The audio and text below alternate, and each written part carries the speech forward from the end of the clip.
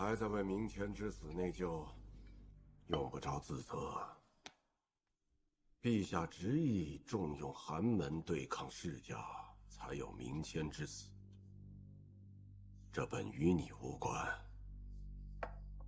太师是来询问办案进度的吗？老夫来是想提醒你，别被人当了棋子。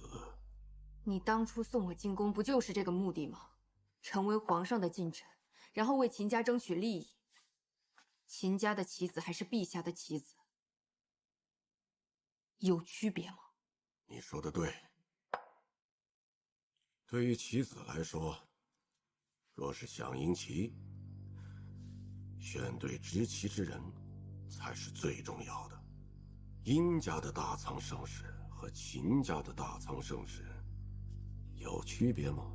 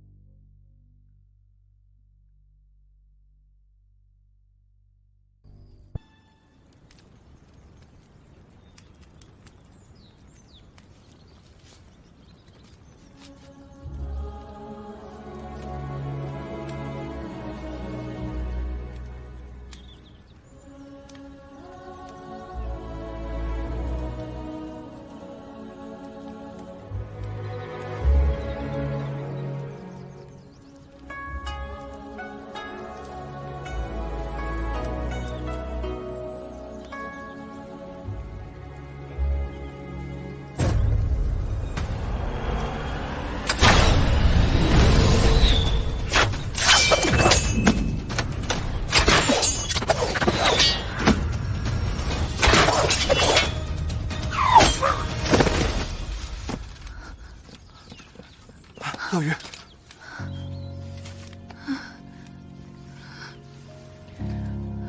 乐鱼，你怎么样？无碍，一点旧伤。陛下，你为何会来此处？朕猜到你一定会来此祭拜明谦，殷从又不在，我担心他们会加害你。若非我此番行动被人察觉，让他们先行一步，明大人他也不会一死明志。明大人一生磊落，竟遭此横祸，其中定有隐情。朝堂之上，殷从也被他们给利用了。如今局面危急，查清真相才能扭转局面。朕知道你现在的情况，定也需要有人协助。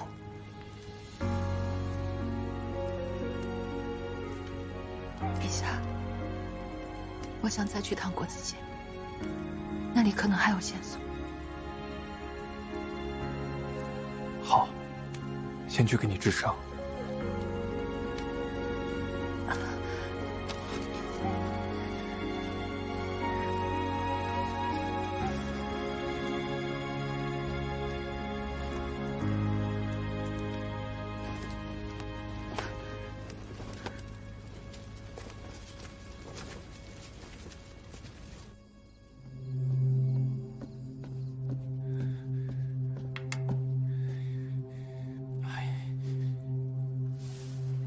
是失败了吗？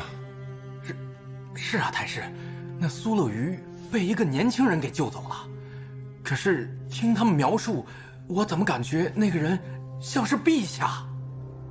越狱之后意外死亡，这个故事很精彩。可是现在这个故事已经讲不下去了。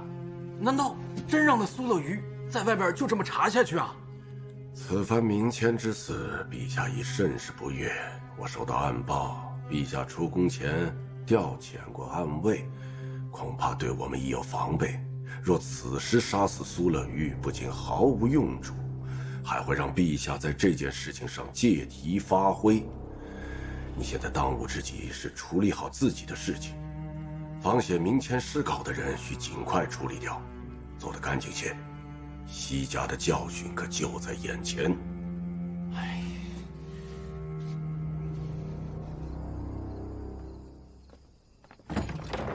刘文崇说那狐妖无故消失，很是蹊跷。我怀疑这里可能另有机关通往别处。要一国之君与我深夜溜进这国子监，还真是委屈陛下了。少时你我逃学没少干这种事情，这些年来技能还没生疏啊。这国子监内外，你我都算熟悉，但要找到那处机关，恐怕还需要些时候。我想那凶手，应该对这里也是极为熟悉的。这边。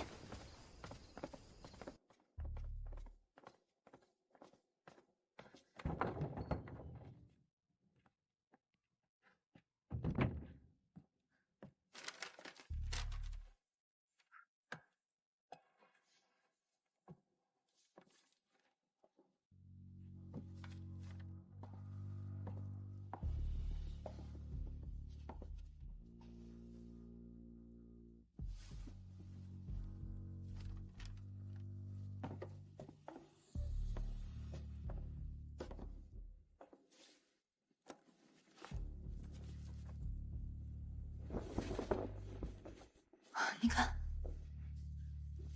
怎么了？有风。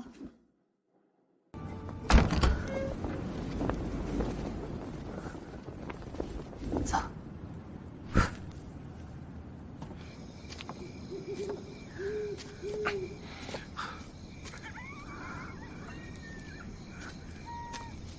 想必那凶手就是从这儿逃走的。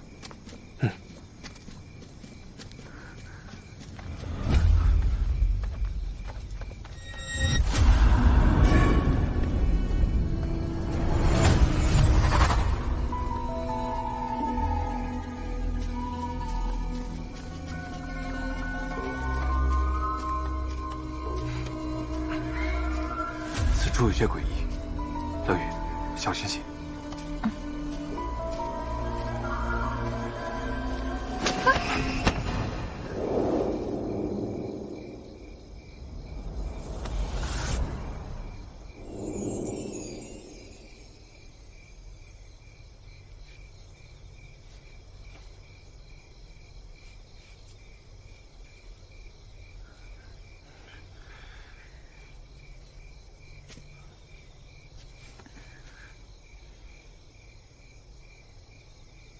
你没事吧？没事。没想到那暗道如此长，居然到了城外竹林。也许真相就隐藏在这里。你相信这世上有妖吗？妖，我没见过，但假扮妖邪之人，我倒见过不少。怎么，陛下怕了？哈，朕怎么会怕这些卑劣伎俩？定是有人在背后装神弄鬼。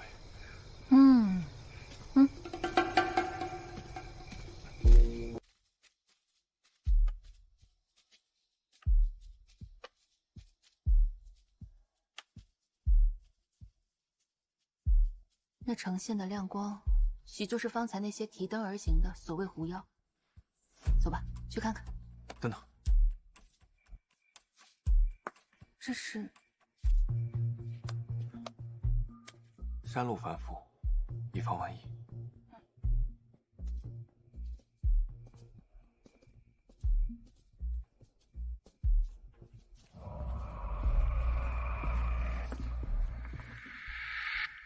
刚才那些亮光，分明就是这个方向，怎么不见了？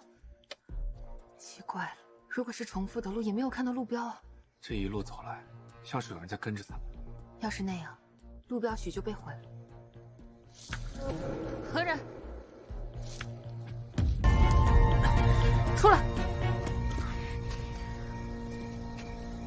你是？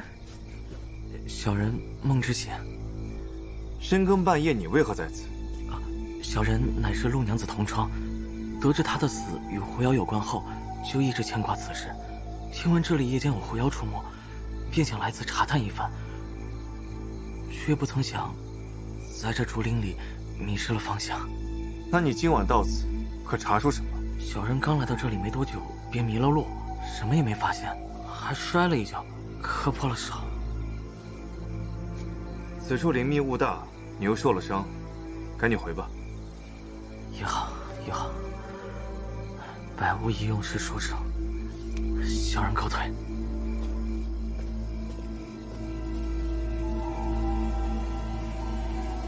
陛下觉不觉得这个梦之醒有些奇怪？确实有些怪异，夜深林密，竟能跟我们碰见，未免也太狡猾了。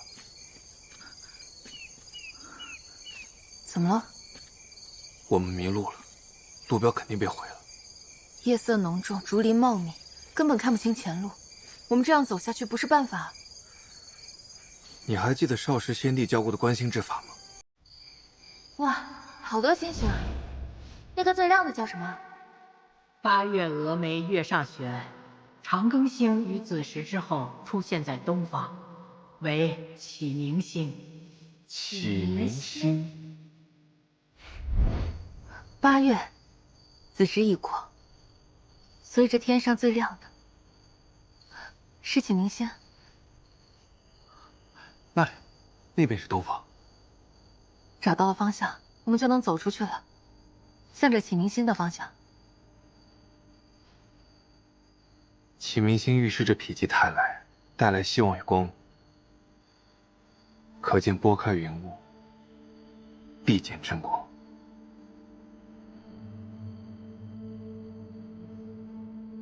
就算一时被表象所迷惑，终有一日，定能找到真相。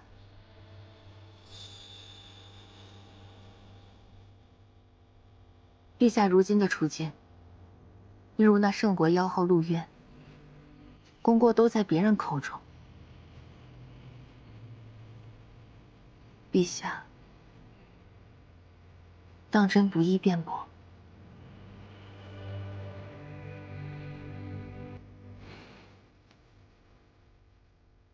无愧于心便好。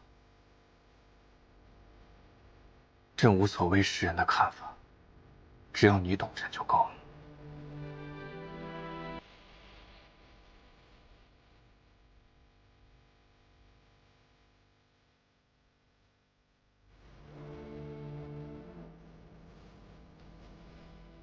走吧。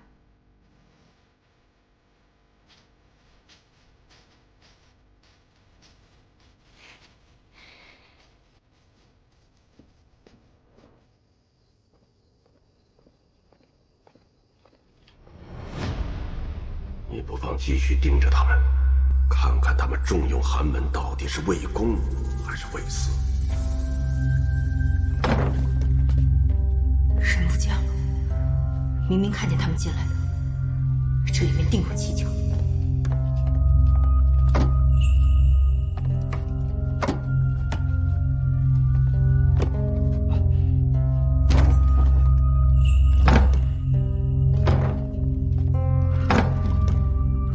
果然有诈。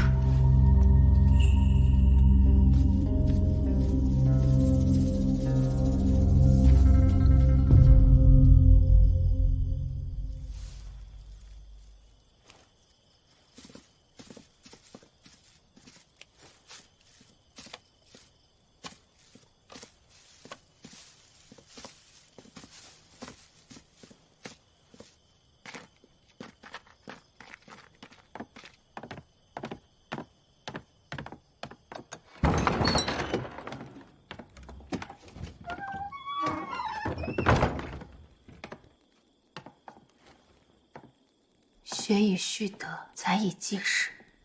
此字落款陆月英。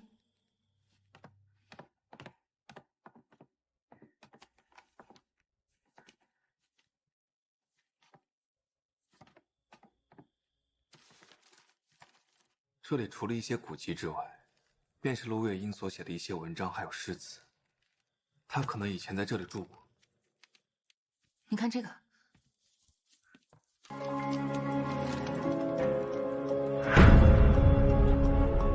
陆月英的父亲竟是当年官拜宰相的陆九章，陆相。陆相当年因反诗获罪，着实可惜。先帝当年广开言路，为何会如此？想必此案另有隐情。这诗集有夹层，但里面是空的。乐宇，你看这个。嘉宁15年，进士上榜15人；嘉宁20年，进士上榜17人；嘉宁10年，进士上榜25人。这些文稿写的都是些科考中举的人名。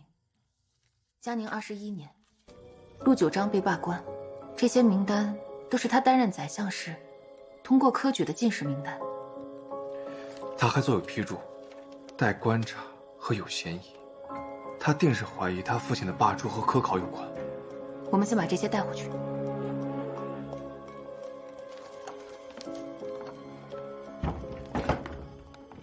臣本不依，躬耕于南阳，苟全性命于乱世，不求闻达于诸侯。先帝不以臣卑鄙，为自广居，三顾臣于草木之中。自臣以当世之事，由是感激，遂许先帝以居职，后至亲父，受任于败军之际，奉命于危难之间。尔来20又1年矣，先帝知臣谨慎。装神弄鬼之辈，可敢以真面目示人？灵狐本是祥瑞，代表智慧机敏，只是被世人曲解为妖，何来装神弄鬼一说？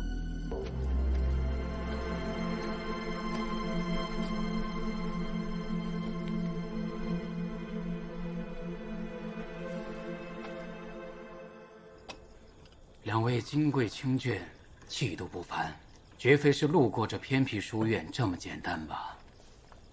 这位先生，实不相瞒，我们二人是因调查探花陆月英之死，偶然从他国子监房间中的密道找到这儿。下课吧。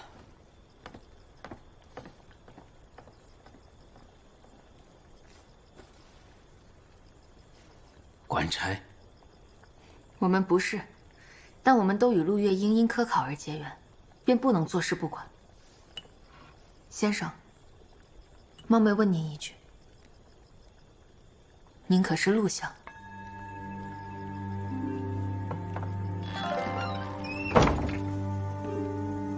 你们如何得知？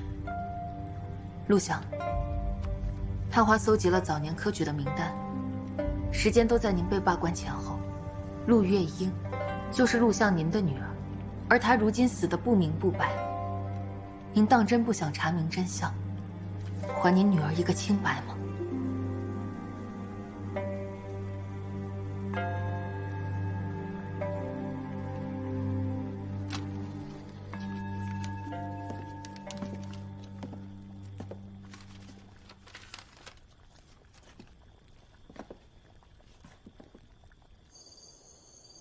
当初他若是听我的话，不去参加科考，也就不至于丧命。先生何出此言？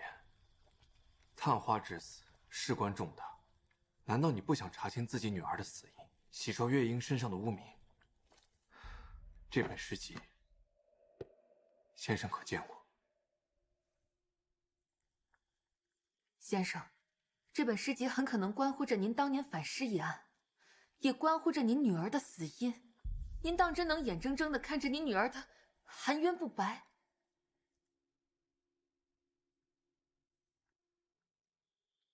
没见过就是没见过，二位请回吧。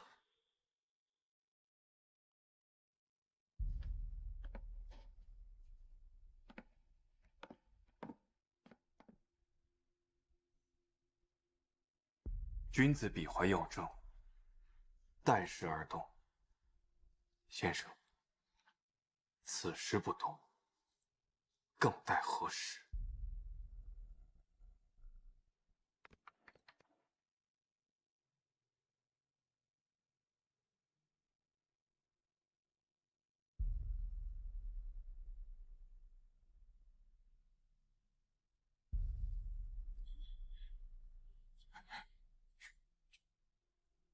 爹，位卑未敢忘忧国，您这句话说的真好，女儿定要效仿爹爹，以迎新之光点万家灯火。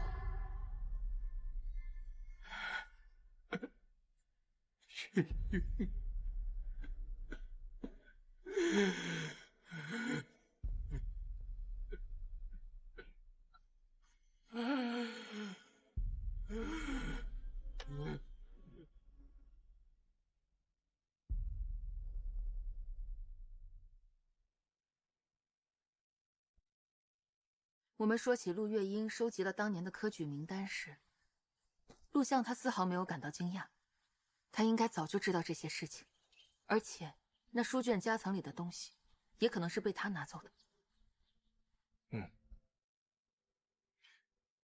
陆相隐居于此教书，为何要让学子们假扮成狐妖在夜晚前来？除非他知道有人会针对他。想必当年之事有重大隐情。陆相不愿陆月英参加科考，便是因为他了解女儿的性子，担心她高中之后便要为自己翻案。那陆月英的科考，说不定是背着陆相参加的。他留字条跟我说，事关科考舞弊。我想，说的也许是当年之事。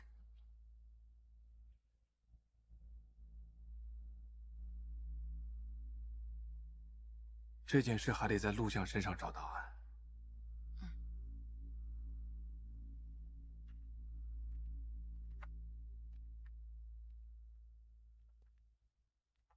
年少读书时，知道书卷浩繁，无分贵贱，凡是有志于学者，皆得而读之，却从未想过，有人会为了读书而费尽周章，为了科考而历尽艰难。的确如此。昔日陆相不惧世家，却因言获罪，后半辈子宁愿在这深山里默默教书，也不愿再为朝廷出力。想是心念已灭，再无所求。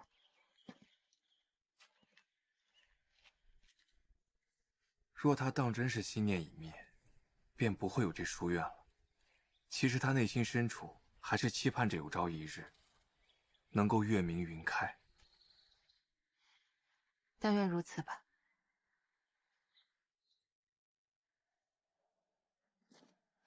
我在山脚下找个地方住，这几日我多来些，或许还能有转圜的余地。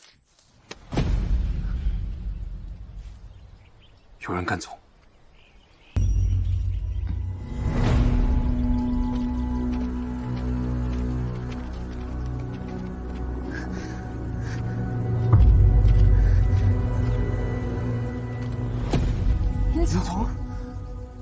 殷从，你怎么在这儿？陈凤只调查探花一案，寻访到这儿。若早知道陛下与贤妃会来，臣自不会来。朕做事还无需向你交代。自然，陛下做事向来不计后果，无需和任何人交代。殷从，我与陛下并非不信任你，只是事发紧急。陛下信不信我都是天恩，同样不必交代。我殷从对大仓、对先帝忠心可见，所以，唯独不忠于朕。殷从，不要说了。陛下，莫要误了早朝。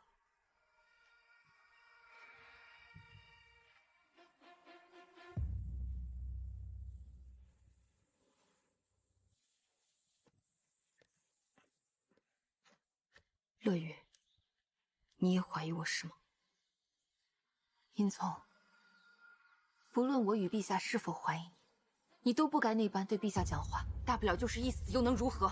昔日你嫁他时都无奈于反抗呢，可如今你对他，还真是情深意重。你一直在介意我嫁他为妃这件事情，那在你心里我该怎么做呢？谋反吗？你当真相信他会为给天下学子出头而得罪世家吗？陛下现在的样子，与在玄机阁看到的大不相同。你仔细想想，昌定桥一案铲除西家，再到探花案，他暗中协助，他现在所做的一切，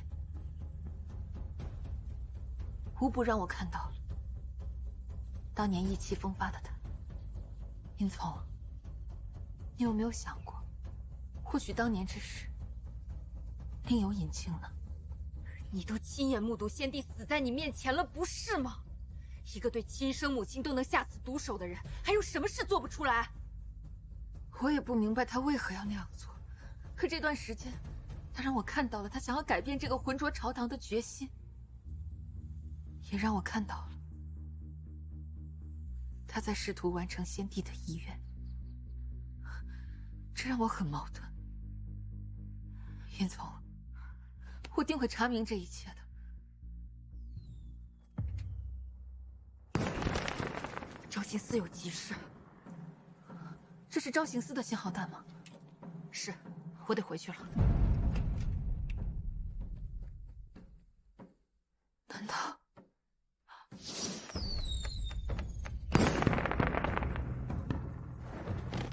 那晚在玄机阁，还有昭行司的人，而当年昭行司正卿是秦家的人，难道？看来我得想办法去趟昭行司查查了。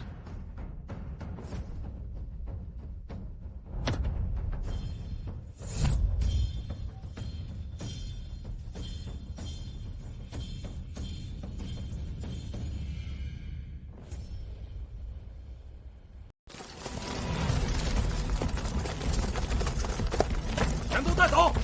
拿人！住口！你们这是在干什么？这里涉嫌妖言惑众，聚众闹事，蛊惑人心，带走！走！污蔑！走！污蔑！走！放开我！快走！快点！你们这是污蔑！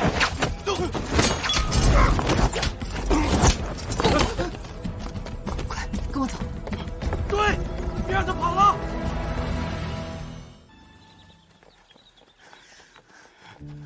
到了，快！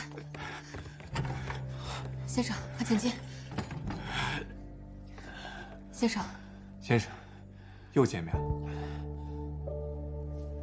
敢问二位究竟是何身份？在下苏乐瑜。贤妃娘娘，那您是陛下？参见陛下。先生不必多礼。陛下和娘娘今日搭救老朽，不知……陆先生，你应该已经看到了，您一忍再忍的结果是什么？女儿高中后身死，书院也被破坏。陆先生，一味的忍让是不能真正的保护天下学子的。您越是忍让，他们只会越发得寸进尺。是老朽难堪大用。之前你们问我是否见过那本诗集，我不想再起波澜，就没有实言相告。那诗集，它没能铲除奸佞，却害死了我的女儿。先生被罢官，可是与此事有关？我发现吉大世家的授业名单之中，有不少参加完科考的学子。我怀疑，这些敷衍学子是要借机投靠世家，以获举荐，于是便向先帝提议革新科举制度。陛下，科举在即，不少学子入都，四处拜谒，以求举荐。然这举荐对其余考生极为不公。臣提议取消世家举荐之制，以求科举公正。准奏。谢陛下。却不曾想，此举给我带来了灭顶之灾。他们借由反诗为名，将我缉拿。陆相，这反诗乃是你故意留在宫中的，竟敢污蔑当今陛下，带走！污蔑！我要见陛下！我要见陛下！那首诗的确是出自我手，世家的爪牙眼线遍布朝野。我本意是想用诗文提醒先帝早做防备，不曾想被世家之人截获，诬陷成反诗。当时又遭遇外敌入侵，先帝需要世家力量抵御外敌，只能顾全大局，将我罢官，保我性命。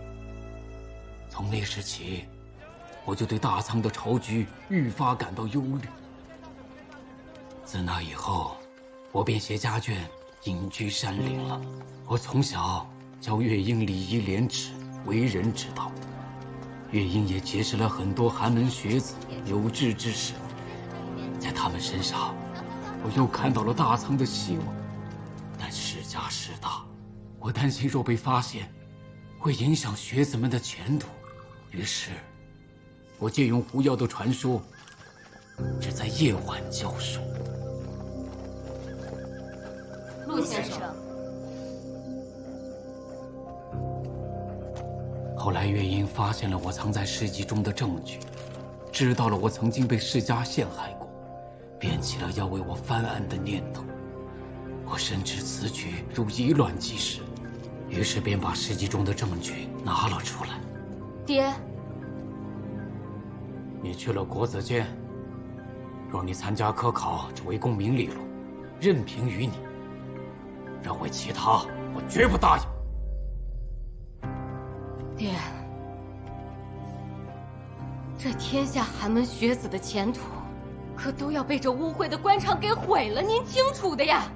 先贤曾言：“大道之行也，天下为公。”圣人周游列国，只为劝君主仁政。今日，女儿也要效仿先辈，正身立命。你。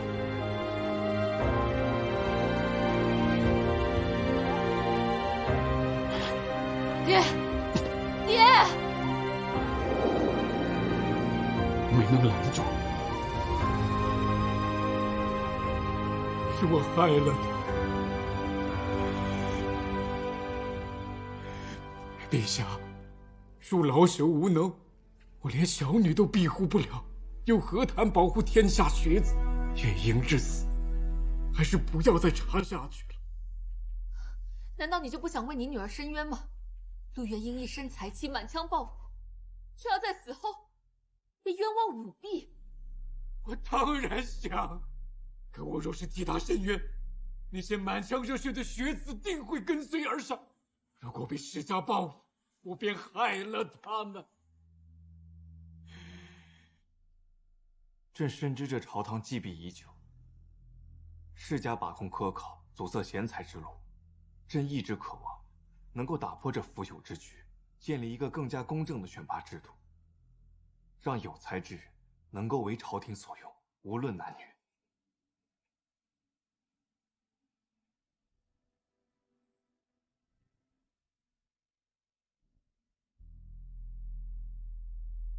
陆先生，这本也是先帝的心愿。女子科举本就不易，陆月英志向远大，才华出众，本可有大好前程。可她不惜得罪世家，为给天下士人争一个机会，难道您就甘愿如此躲一辈子吗？您是陆月英最敬仰的父亲，却自保庇护，上不求为世人清朗考场，下不愿为女儿申辩冤屈。陆先生，他日若您与女儿冥府相遇，你又该如何面对呢？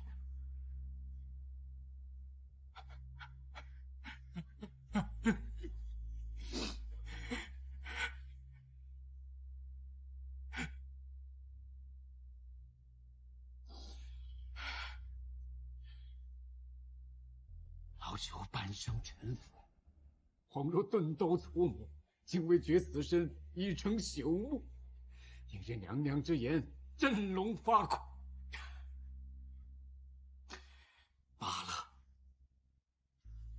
今日老朽便同陛下、同娘娘一道，同天下学子一道，同月英一道，澄清玉宇，一荡乾坤。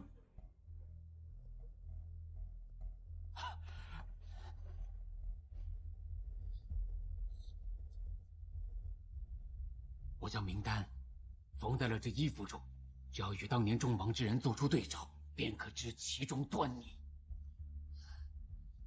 多谢先生。你与先生在此，我去便回。乐宇，万事小心为上。你也是。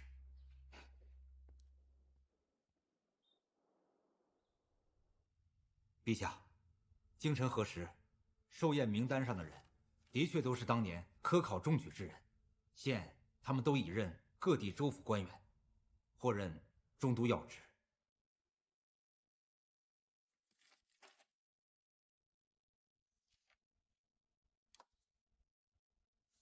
朕刚比对了下，这个王陵很是可疑。去查查翰林院学士王陵可曾在科举前后举办过类似的宴请，如有，务必查验核实。臣遵旨。陛下已经按照您的吩咐，着人暗中保护书院和陆先生了。这王林在近几日给母亲办了大寿，礼单上的人皆在2甲名单之列。王林，所以那晚刘文崇看到的与陆月英发生争执之人，有可能是王林。因为王林可被称作为学士，且夜黑风高的。刘文崇许是看错了。他们现在在用同样的方式，让岳卷官接受行贿。只要不动前3名，就不会引起太大的注意。王林定是想拉拢陆月英，才与他发生的争执。笼络了前3名，再将科考上榜之人在封官时通过世家举荐分派到各个重要职位上，这样大仓便尽在他们的掌控之中了。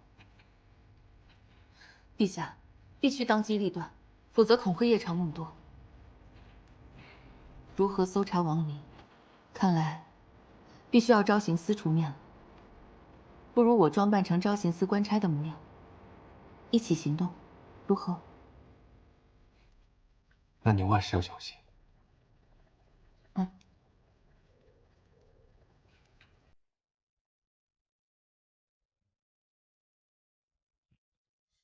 饿了吧？特意给陛下找了些吃的。陛下最好甜口，尝尝看。只有你知道，朕喜欢数泥馅儿。陛下如今的处境，功过都在别人口中，陛下当真不易辩驳。无愧于心表。不忘追逐星河，太过漫长，与你长相守对相望。任你来到我身旁，此生长脸微扬，回忆辗转心相随，此情永无悔。太多是非，痛彻心扉，擦去你眼角的泪。时光流淌，日月琳琅，我会等山河芬芳，满尽风归。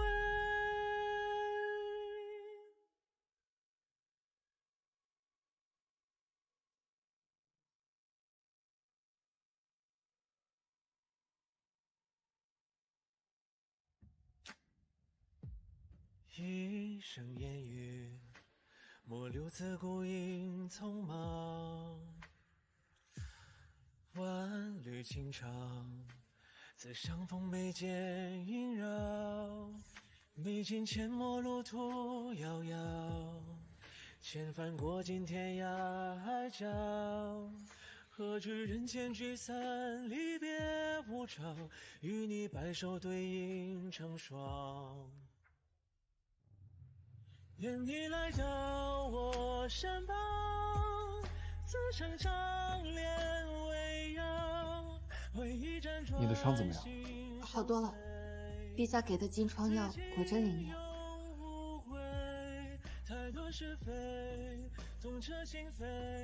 挂用就好。时光流淌，日月琳琅，我会等山河芬芳，满尽风归。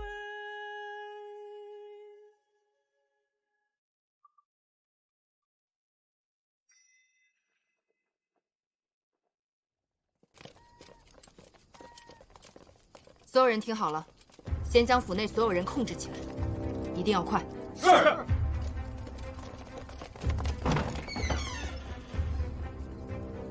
陛下派你来监视我，为了那窃国之人，你还真是尽心尽力。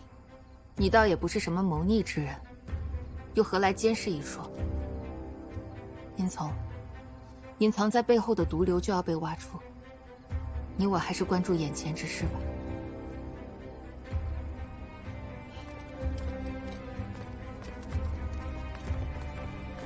大人，屋内并无可疑之处，这边也并无发现。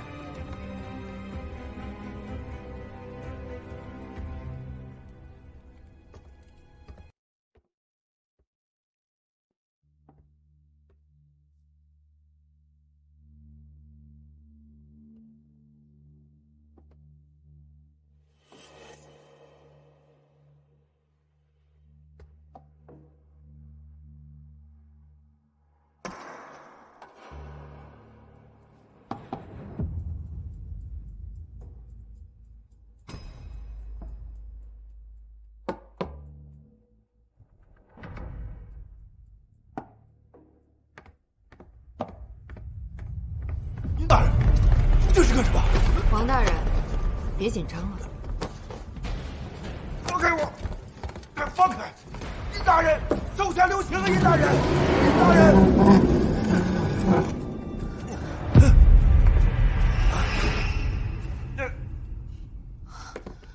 王大人，真是政绩卓著。与我走一趟吧。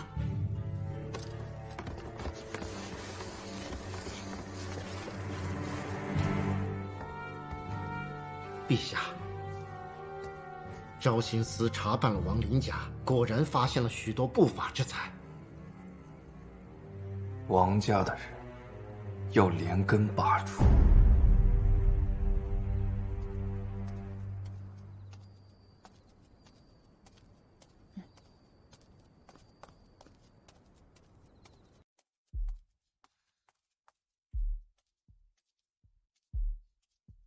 嘉宁29年。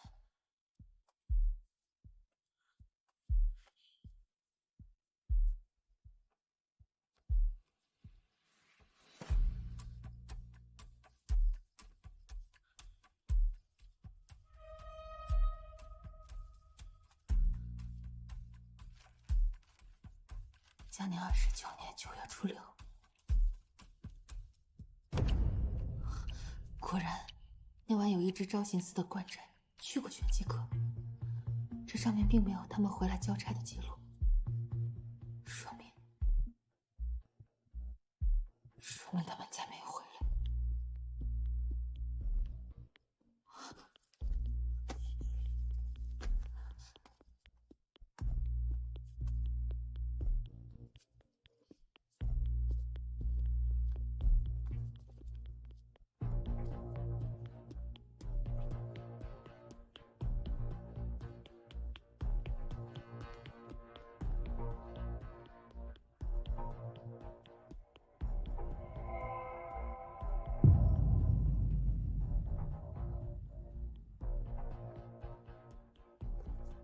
昭行司指示录，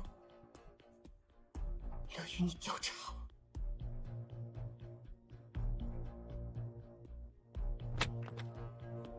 你果然在替殷长言监视我。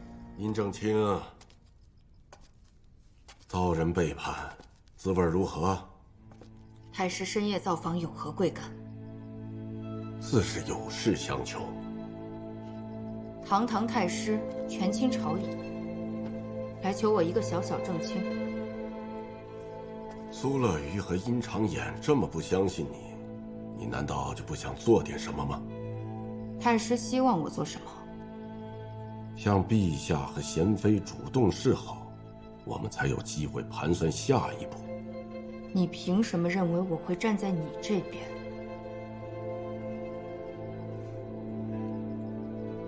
西家没了，王家也快了，下一个就是秦家。你会同意的，秦从。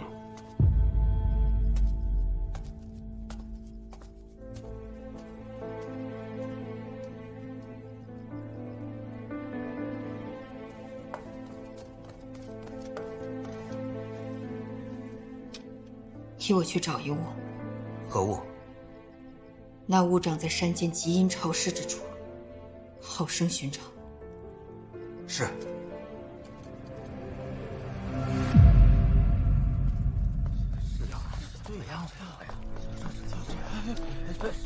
刚刚宫里传出了消息，舞弊一案的调查结果出来了，翰林院学士王林革职查办，查抄的家产，1个月后重开科考。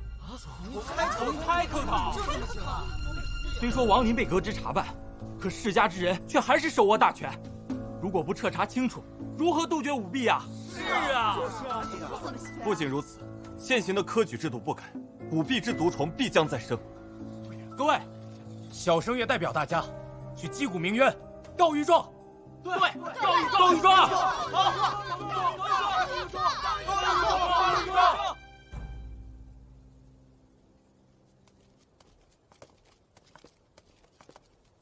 乐于，你穿成这样去做什么？街上有巡街衙役，万一被看到发现了怎么办？你关心我做什么？你不怕我帮那窃国之人监视你了？乐于，我承认想起玄机革制事时，总被愤怒冲昏了头脑，但从亡灵之事上，我看到了陛下重振朝堂的决心。如今大仓的局面，只要能国泰民安便好。乐于，我们要护的是大仓，不是吗？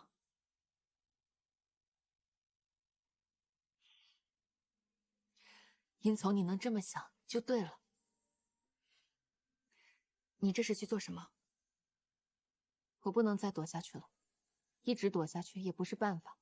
如今贪腐之事虽已查清，但我要是再躲下去，陆月英的冤案就永远无法昭雪。这背后有多少蝇营狗苟，将永远被埋葬。你是要去？没错，我相信如今的大仓。走吧。告御状！告御状！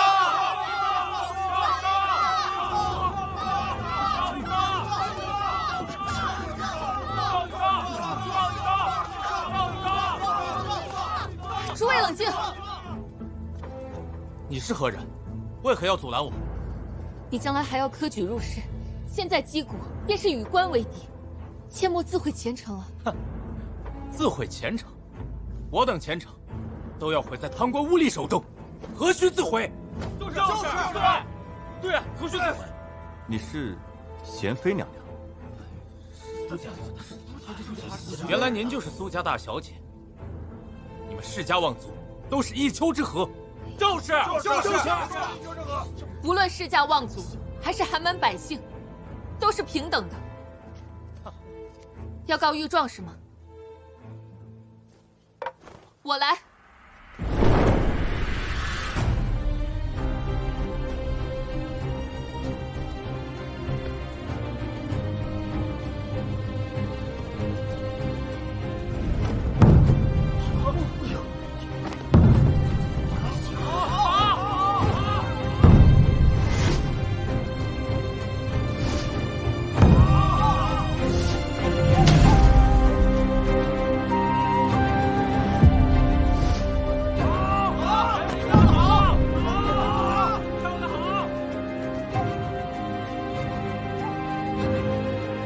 我苏乐于今日击鼓鸣冤，不为自己，更不为苏家，我要为天下学子鸣冤，为明谦鸣不平，为陆月英鸣不平。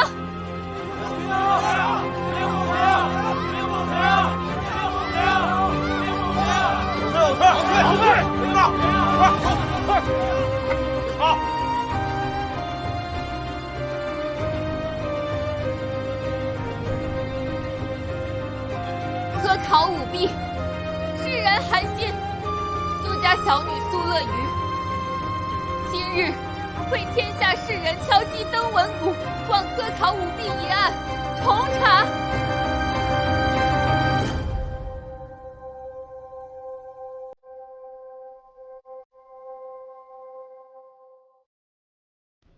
乐宇，这2天的事有些蹊跷。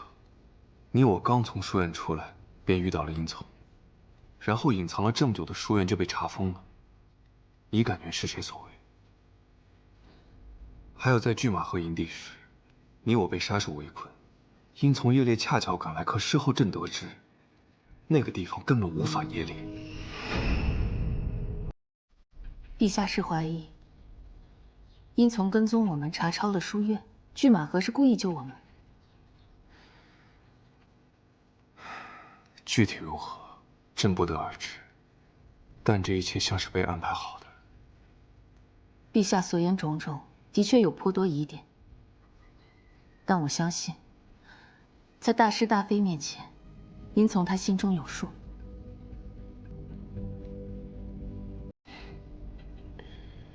希望你说的是对的。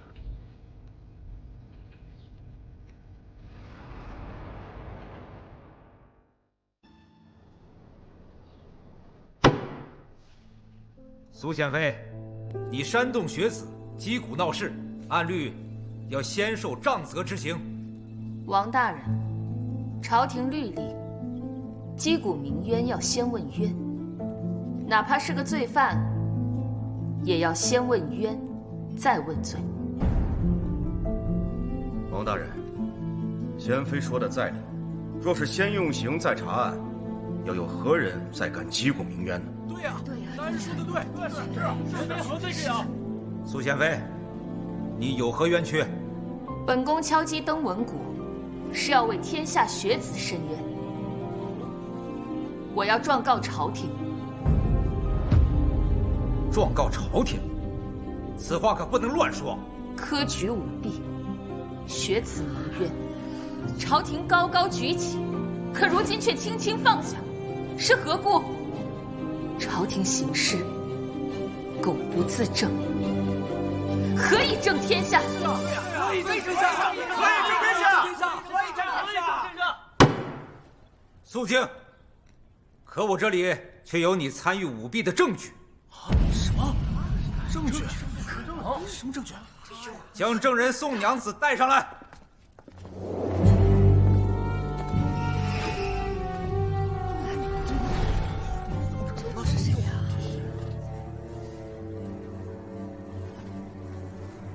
诸位大人，小人是苏贤妃贤明殿宫中婢女。小人在苏贤妃宫中找到了苏家参与舞弊的证据，而苏贤妃便是这舞弊一案的幕后主使。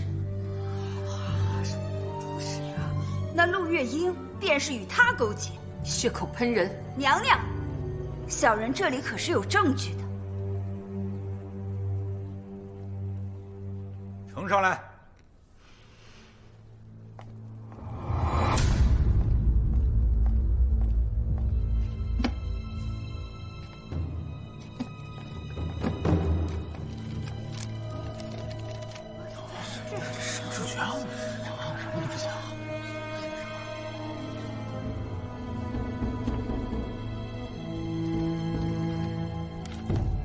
千字文就是你所谓的证据？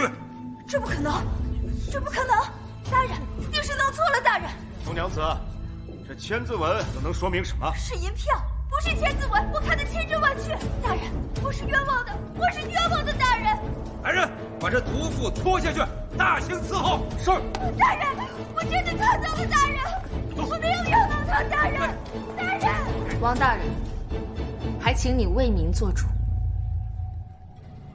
苏宪妃，此事是否诬陷？本官自会查清缘由。你以戴罪之身敲击登文鼓，按律杖责20。使不得，大人，不可以啊！使不得，王大人。为什么要打他？不可以啊，王大人。是啊，王大人，使不得呀。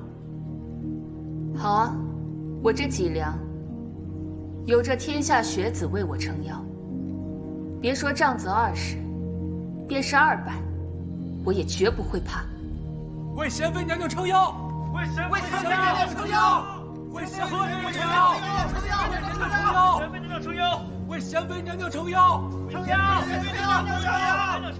各位学子，今日贤妃愿为天下读书人受刑，我大理寺愿为天下学子重审科考舞弊一案。大人应不要？大人应不要？大人！既然贤妃情愿杖刑，那就怪不得本官无情了。来人！使不得！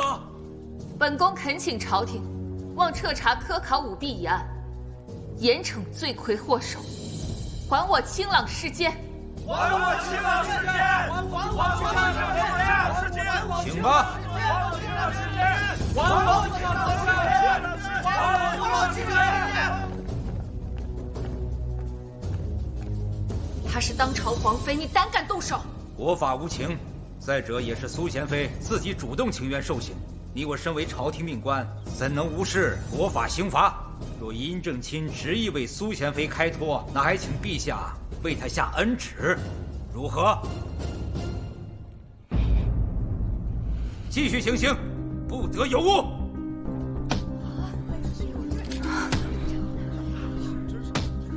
大人，别打了！大人，是啊，大人，别打了！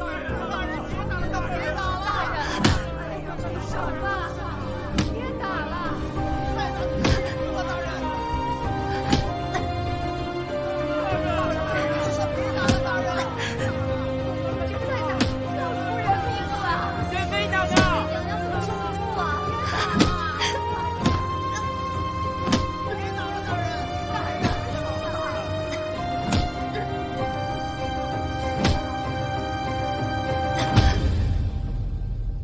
忍着点，幸好没伤到骨头。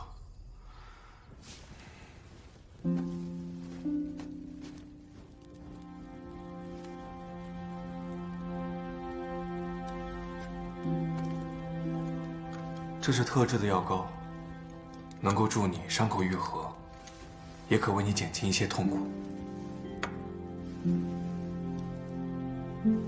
多谢陛下。你这次太冒险了，弄不好会没命的。幸好冯清在，行刑时手下留情了。臣妾命大着呢，陛下放心。要是真的会丧命的话，玄机阁那夜恐就已经没命了。但臣妾不但没有死，还成为了陛下的贤妃，其中缘由，亦或不可明说吧。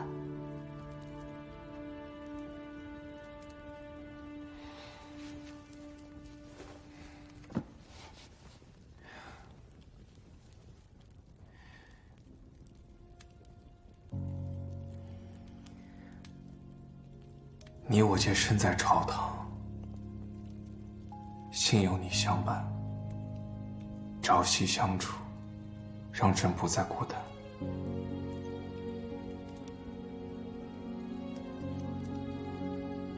虽你身在朝局，却还是以前的苏乐玉，心怀正义，无所畏惧。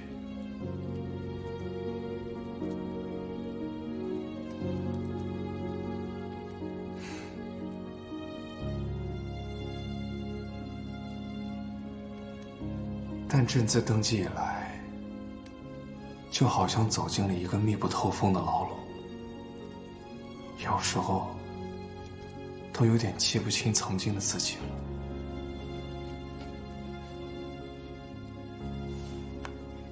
陛下，心不困于方寸，所望之处，皆是天高海阔。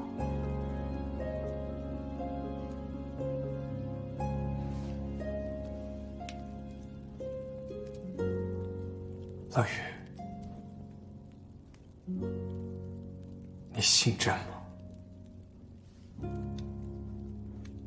我信。我不仅信陛下能够还我清白，我还信陛下能够铲除朝堂奸佞，扫除这世间的不公。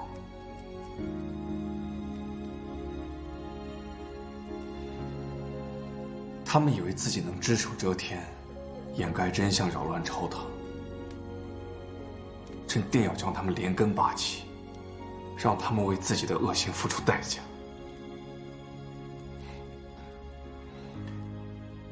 匣子中的千字文是怎么回事？是杨云发现宋娘子想栽赃后，偷偷放进去的。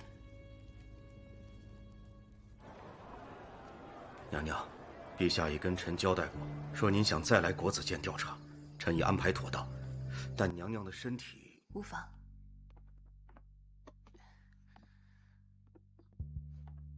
娘娘，这房间还维持着原来的样子，丝毫未变。冯大人辛苦，我要见贤妃娘娘，我有要事禀报。何人喧哗？报，冯大人，外面有个举子，吵着要见贤妃娘娘，说什么也不走。是何人？新科状元刘文崇。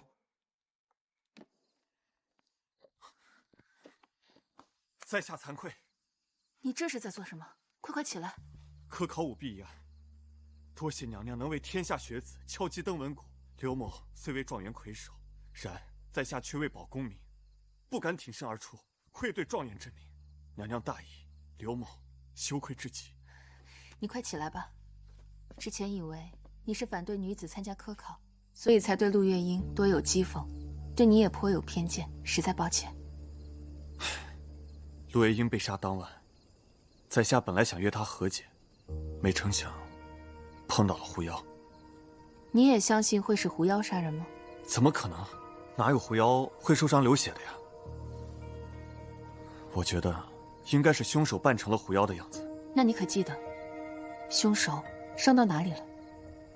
好像是右手。右手。冯大人。娘娘，狐妖的尾巴露出来了。走。慢点，娘娘。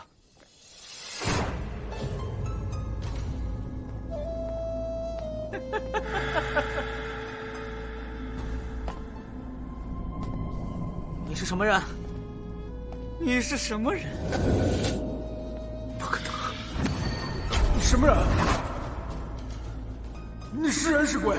你觉得我是人还是鬼？鬼啊！鬼啊！是人是鬼？是人是鬼？王大人！王大人！王大人救我！王大人！王大人！救我！孟公子，你口中的那个王大人，便是那个让你扮妖杀人、污蔑忠良的幕后主使吧？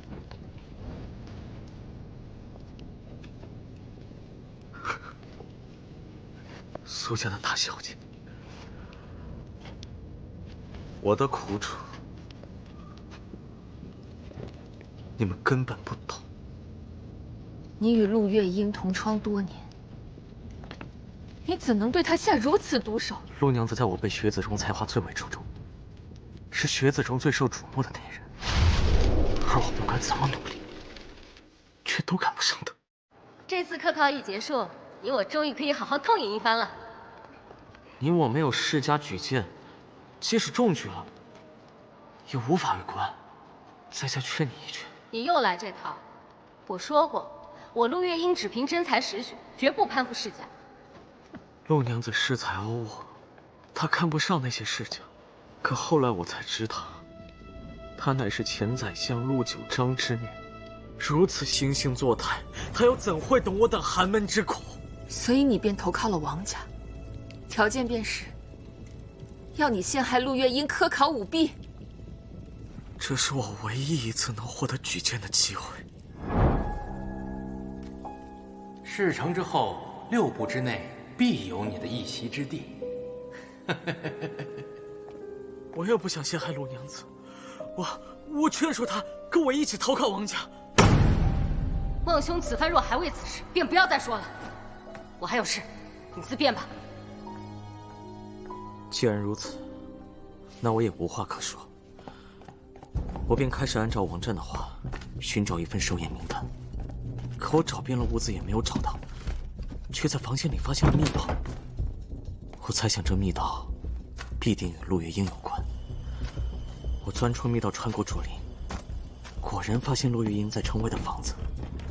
我想名单肯定在这里，但我找寻多时无果，竟发现屋外有很多扮作狐妖的人。为了防止被发现，我便穿上陆月英的那套。等我回到国子监，突然想起王湛要我放的字条，我就在书架上找寻要放的位置。你怎么还没走？你去过书院？这什么？孟之行，我原以为你我虽志向不同，但至少品行节操尚在。你为了投靠世家，竟不惜栽赃陷害于我。我只是在为我自己奔前程，像你这种官家之女，又怎会懂我的难处？所以就可以不择手段吗？那又怎样？这世上本就弱肉强食，只有强者才能生存。强者投靠世家，靠陷害他人得来的地位就是强者了。你真让人感到恶心。你住口！你有什么资格指责我？终归是个小人，跟我去官府，走，走。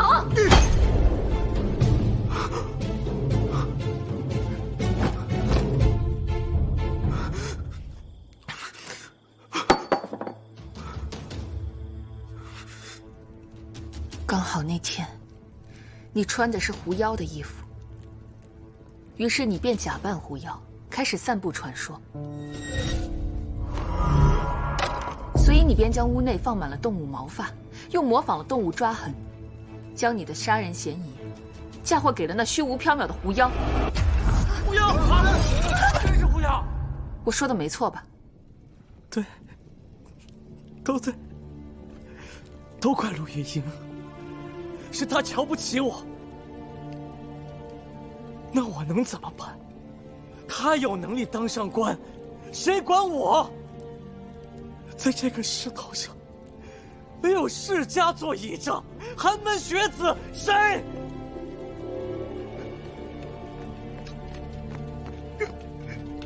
又能站在朝堂之上？嗯，杀人者难道就只有我孟之行吗？在那朝堂之上，高高在上的官员，掌握举荐名额的世家门阀，难道就不是杀人者吗？嗯？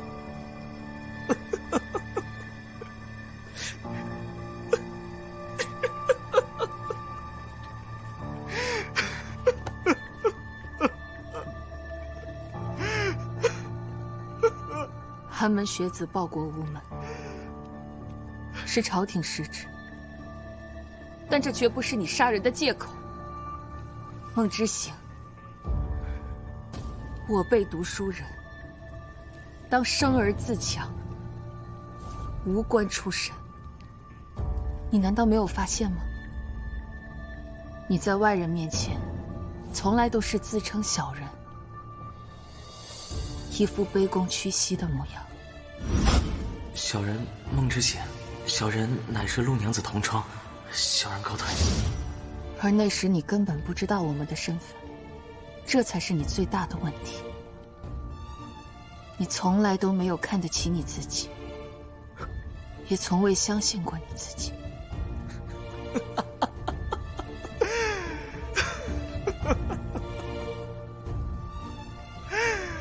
惶惶10年，大梦一场啊！来人，带走。是。啊！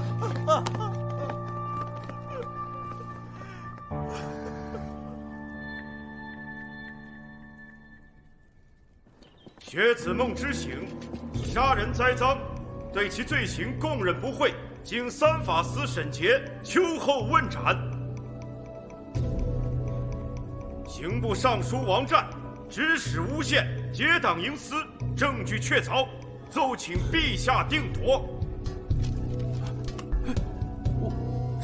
太师，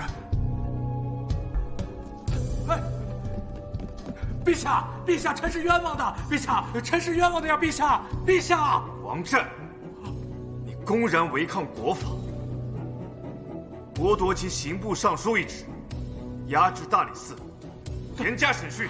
大理寺，哎，陛下，臣是冤枉的呀，陛下，陛下，陛下，臣绝没有指使他，陛下，太师，太师救我，陛下，你听我说，臣绝对没有指使他，陛下。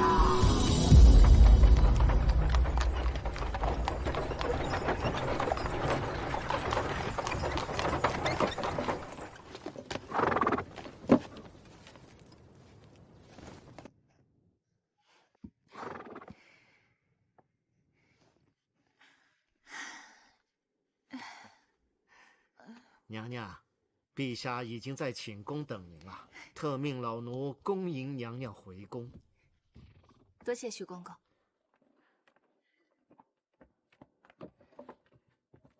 徐公公乃内廷总管，侍奉过先皇和陛下，能来接乐于回宫，乐于荣幸之至。都是先皇和陛下看得起老奴。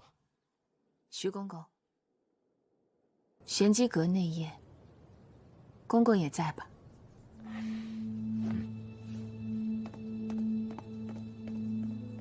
从昌定桥到这探花一案，陛下一直在暗中助我。他看似与世家站在一起，实则恰恰相反。他承先帝遗志，正在逐步削弱世家的势力。娘娘这话，老奴听不懂。那我便再说得明了些。玄机阁内夜，晋王府的府兵并没有杀害禁军，剿灭的是隶属秦家势力假扮禁军的昭行司叛军，对吗？这有什么区别吗？若玄机阁内真是护卫先帝的禁军，那么晋王就是谋反；但如果是属于秦家势力的昭行司兵马先围住了玄机阁，那么带兵入宫的晋王，看似谋反血洗玄机阁，实则恰恰相反。晋王乃是秦王救驾。徐公公，我说的对吗？陛下常说以身正道，娘娘与陛下少时曾一同受先帝教诲，该比老奴更懂这个理。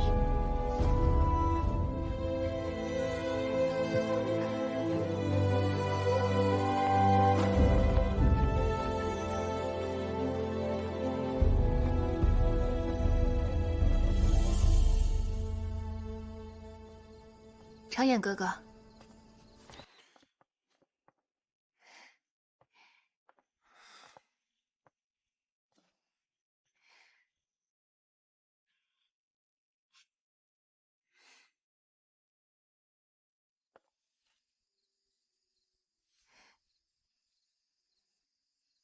驱除晦气，浴火重生。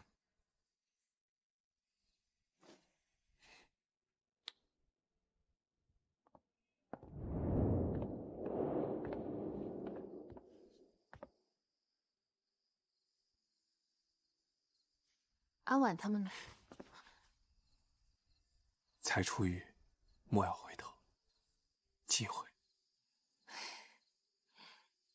陛下什么时候比臣妾还要讲究这些了？到了。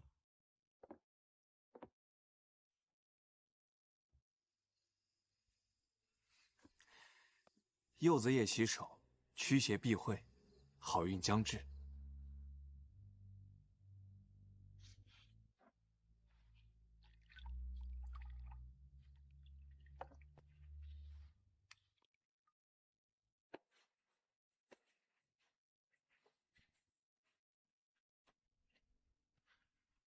陛下还有什么别的讲究吗？还有一件最重要的事情。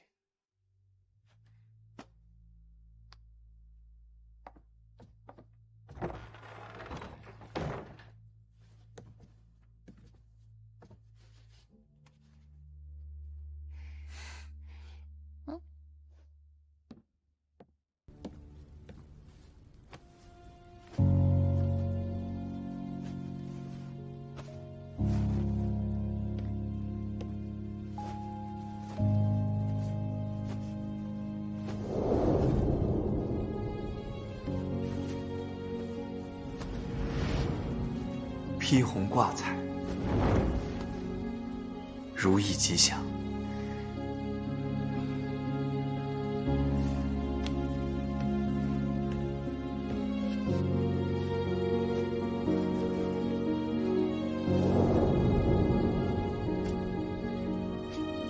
红绳相系，皆同心。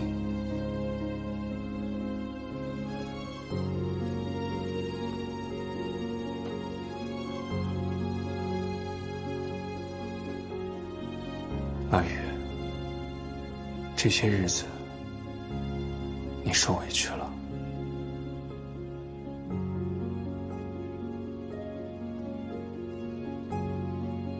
陛下忍辱负重，背负骂名，才是真委屈。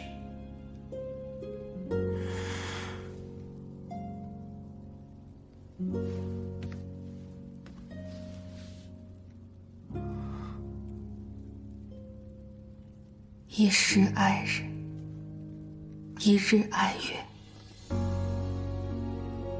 一月爱年。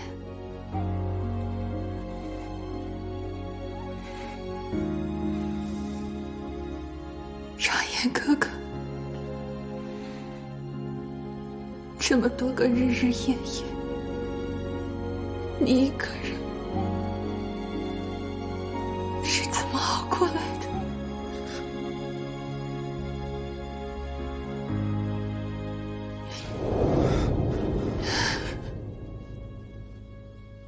长野哥哥，这1年多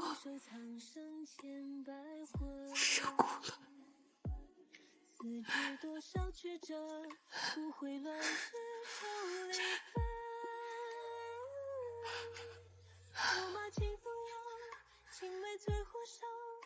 受苦了。